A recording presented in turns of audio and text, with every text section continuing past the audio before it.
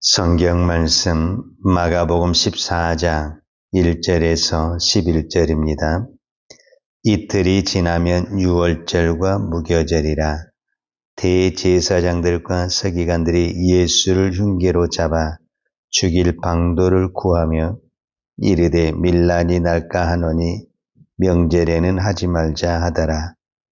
예수께서 베다니 나병 환자 시몬의 집에서 식사하실 때에 한 여자가 매우 값진 향유 곧 순전한 나드 한 옥합을 가지고 와서 그 옥합을 깨뜨려 예수의 머리에 부으니 어떤 사람들이 화를 내어 서로 말하되 어찌하여 이 향유를 허비하는가? 이 향유를 300데나리온 이상에 팔아 가난한 자들에게 줄 수 있었겠도다 하며 그 여자를 책망하는지라. 예수께서 이르시되 가만두라.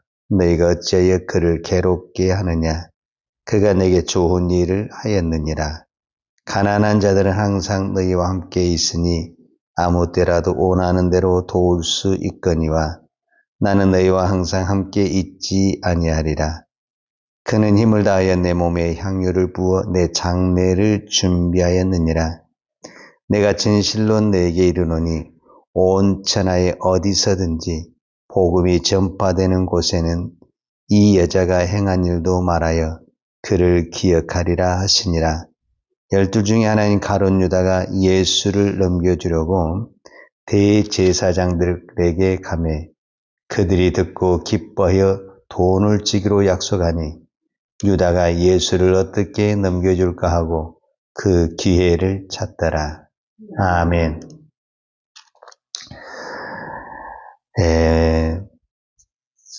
오늘 본문은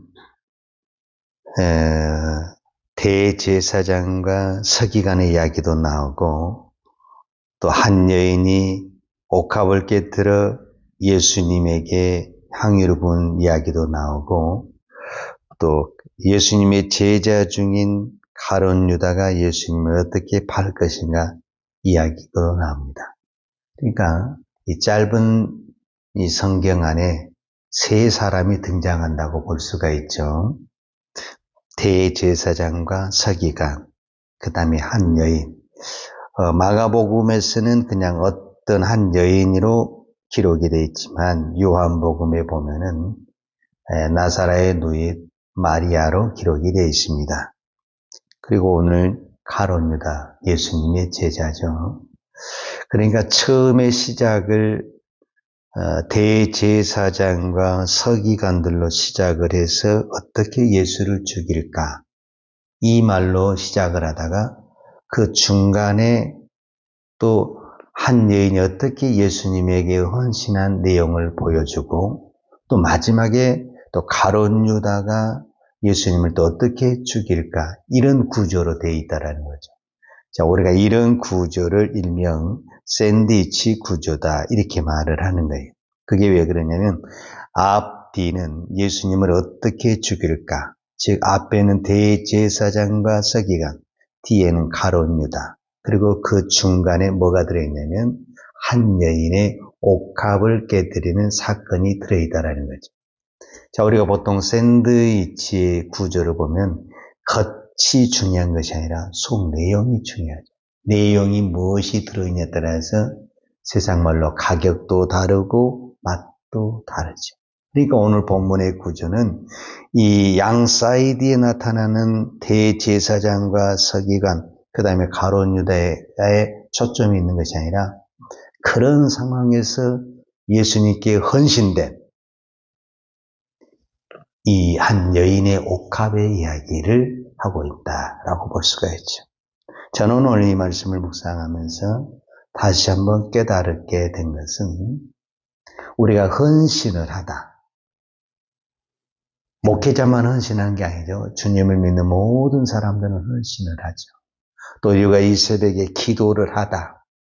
또 주의 일을 하다. 모든 것이 저는 하나님의 은혜다. 이렇게 말을 합니다. 제 자신이 목회를 하는 시간부터 지금까지 제가 또 깨닫고 깨닫는 것은 목회는 목사가 하는 것이 아닙니다. 목회는 하나님이 하십니다. 제가 목회자를 그렇게 많이 만나지는 않았지만 목사님들마다 이구동성으로 하는 얘기는 목회는 하나님이 하신다. 그럼 목회만 하나님이 하시냐? 그렇지 않죠. 이 땅의 모든 것이 하나님의 손에 있다. 우리는 이렇게 말할 수 있습니다. 그래서 실제적으로 우리가 사도 바울의 이야기를 좀 해보면 사도 바울이 얼마나 많은 지역에 선교하고 교회를 세우며 하나님의 일을 했습니까? 그럼에도 불구하고 그가 고린도전서에 뭐라고 고백을 하냐면 나는 심었고 아볼로는 물을 주었을 때 자라나게 하시는 이는 하나님이시다. 그러니까 결국은 나나 아볼로나 모든 사람은 하나님의 그 맡은 직분을 잘 감당했을 뿐이고 전체적으로 하나님의 나라를 세우고 교회를 세우는 일은 누가 했냐? 하나님이 하셨다라고 말하는 것을 볼 수가 있습니다. 사실 사도행전 13장에 보게 되면 안디옥 교회에서 바울과 사울, 즉 바울과 바나바가 선교사로 파송됩니다. 그런데 안디옥 교회가 이 두 사람을 임으로 결정한 것이 아니고 성령께서 이 두 사람을 따로 세우라.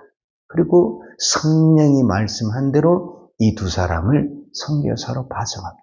그러니까 안디옥 교회도 자기 마음대로 바나바와 바울을 파송한 것이 아니라 성령이 지명한 그 사람을 선교사로 파송합니다. 그러니까 오늘 우리가 이런 노래 있잖아요.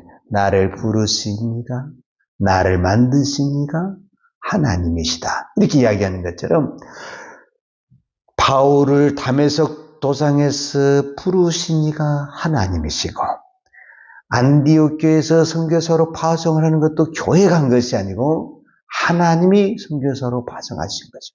그 다음에 실제적으로 우리가 사도행전에 보게 되면 바울이 어느 지역으로 가는 것도 누가 결정하느냐? 바울이 결정한 것이 아니고 성령께서 결정하시고 또 바울이 어느 지역에 가서 무슨 말을 할 것도 바울이 마음대로 결정하는 것이 아니라 성령께서 바울의 입에게 준 그 말씀을 바울이 증거했다. 그러니까 본인이 너무너무 잘 알죠. 내가 한 것이 없다는 것이 그냥 빈말이 한 것이 아니라 내가 이 지역에 와서 교회를 세우고 싶어서 세운 것이 아니라 내가 여기서 이렇게 하고 싶어서 하는 것이 아니라 성령께서 나를 강권적으로 여기를 인도하셨고 말하게 하셨다라는 것을 볼 수가 있습니다.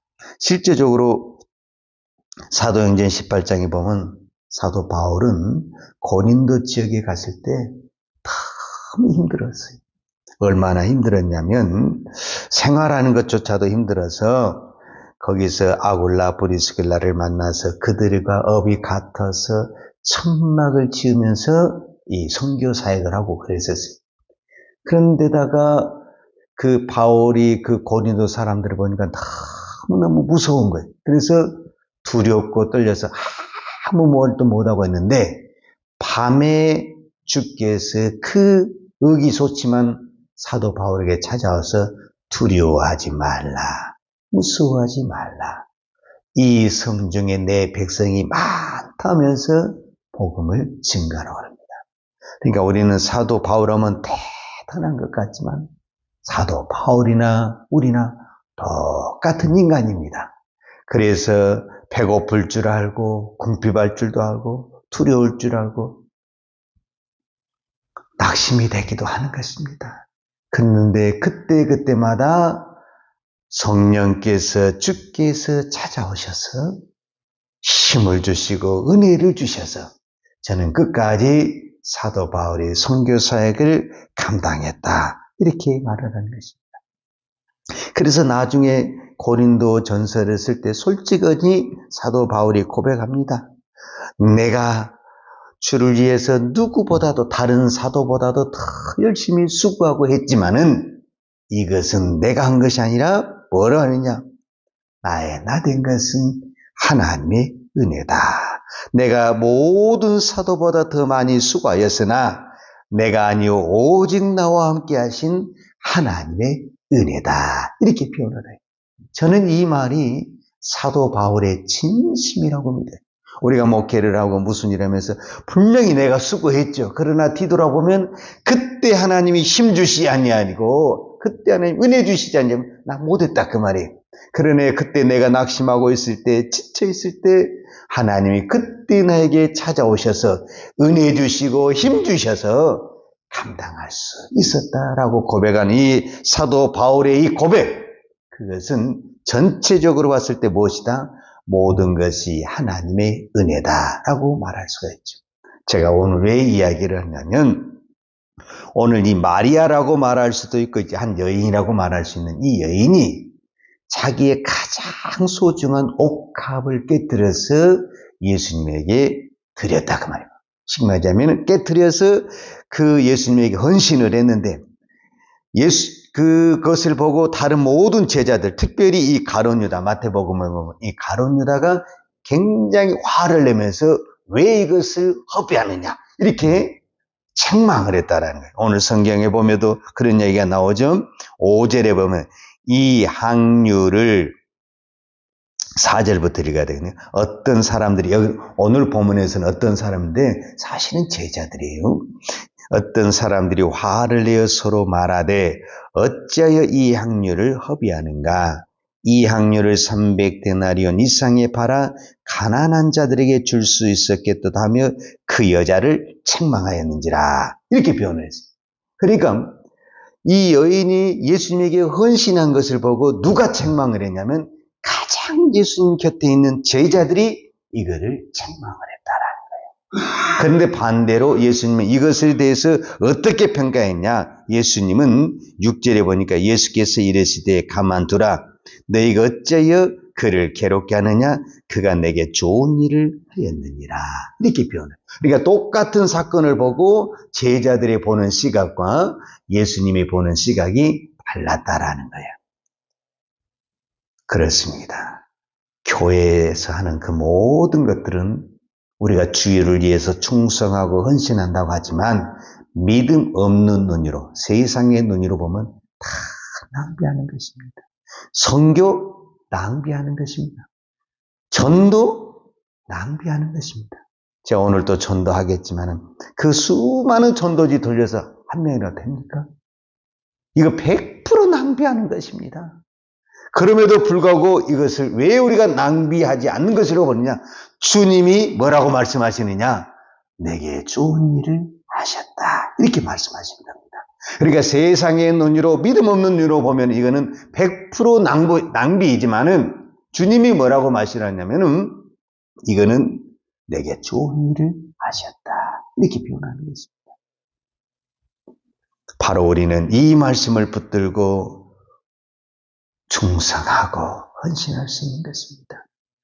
제가 이 말씀을 묵상하면서 또 한 가지 깨달은 것은 예수님이 이 여인에 대해서 뭐라고 표현을 하냐면 8절에 그는 힘을 다하여 내 몸에 향유를 부어 내 장례를 미리 준비하였느니라.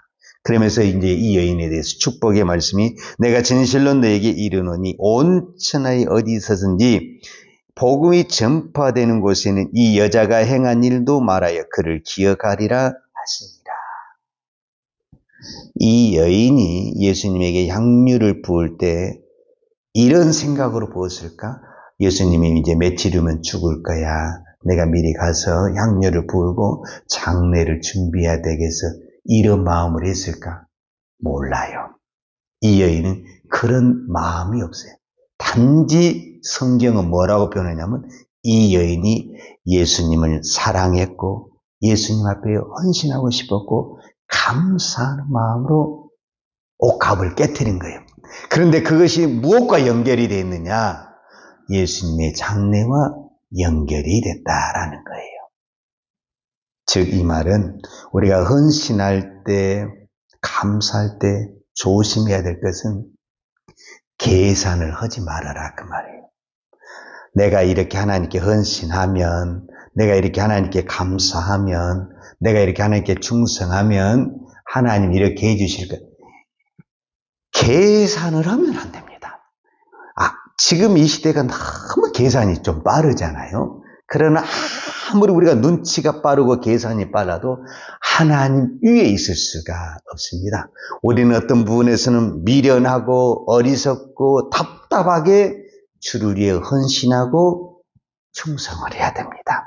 그것을 하나님이 기쁘게 보신다 그 말입니다. 그것은 이제 이것과 조금은 어긋나긴 하지만 비슷한 내용이 하나가 히브리서에 나오는데, 히브리서 13장 1절과 2절에 보면은 형제 살아가기를 계속하고 손님 대접하기를 잊지 말라. 이로써 부지 중에 천사들을 대접한 이들이 있었느니라.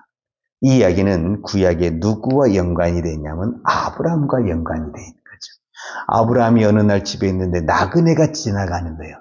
이 나그네가 천사인지 하나님인지 모르는 거예요. 근데 지나가는 나그네에게 그냥 물 한 컵이라도 드리고 싶고 식사라도 한번 대접해 보셔서 정성껏 대접했는데 알고 봤더니 이 사람이 천사고 하나님이었다라고 표현을 하는 거예요. 바로 그것입니다. 아브라함은 전혀 그거를 몰랐고 오늘 여인도 전혀 그 깊은 내막을 몰랐어요. 단지 사랑하는 마음으로, 헌신된 마음으로, 감사한 마음으로 했는데 그것이 하나님을 섬기는 것이 되었고 예수님을 장례를 준비한 놀라운 축복이 되었다는 것입니다.